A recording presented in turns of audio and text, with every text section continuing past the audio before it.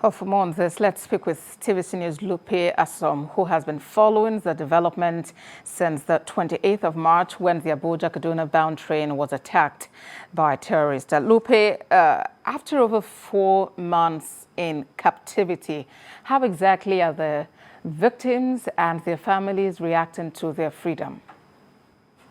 Well, from the victims' accounts, we've had the sense of how difficult the experience has been for them. We also spoke to their family members who have been praying. Some of them have been crying almost every day since their loved ones were kidnapped. Recall that we have an 85-year-old grandmother back there with the terrorists. So it has been a very, very difficult time for them. We saw a couple of their family members. They have lost weight. Some of them are sick. We spoke to a 93-year-old father of one of the victims who actually went through a very, very difficult time. So it has not been the best of times for the family members of these people. And even for the victims, they narrate how harrowing it has been for them in captivity. One among those who was free today was reportedly shot in captivity, and he narrated the experience for us. It wasn't a very good one, actually. So that's how it has been. It has been a very, very difficult time for them. But one thing I must also say is that all the people who have regained their freedom so far, from our talks with them, they tell us how difficult it has been. They also narrate how sophisticated some of the weapons of these bandits are, and they call on the government to try to come in and see if they can rescue those in captivity. So for now, those who are being freed are calling on the government to please do all they can to ensure that those who are still in captivity are freed. For now, we still have 34 of them back there in the forest with the bandits.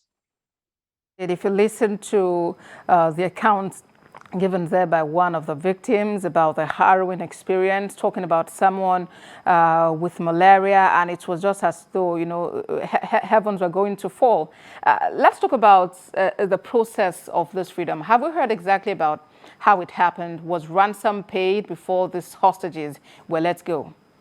Well, the last victim who actually who we had a long talking time with, he told us that, look,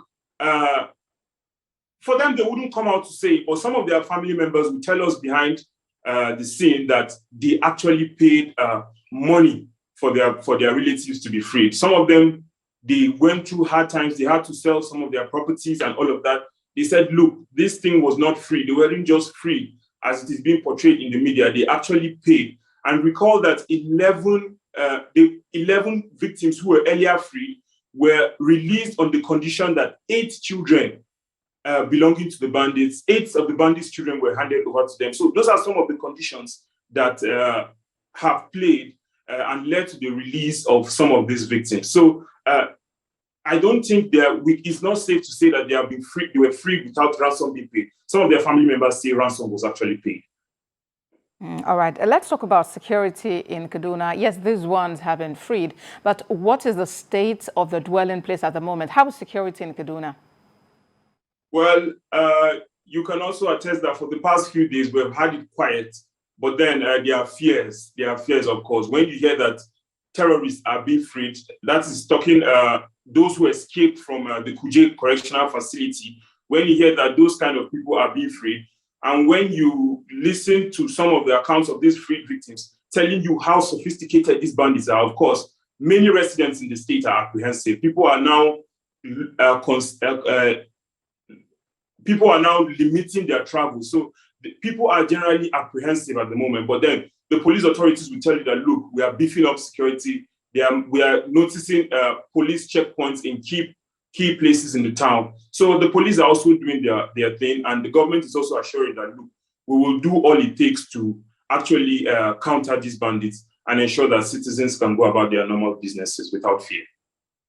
All right, Lupe, thank you very much for this update. Lupe Asum for us there in Kaduna State.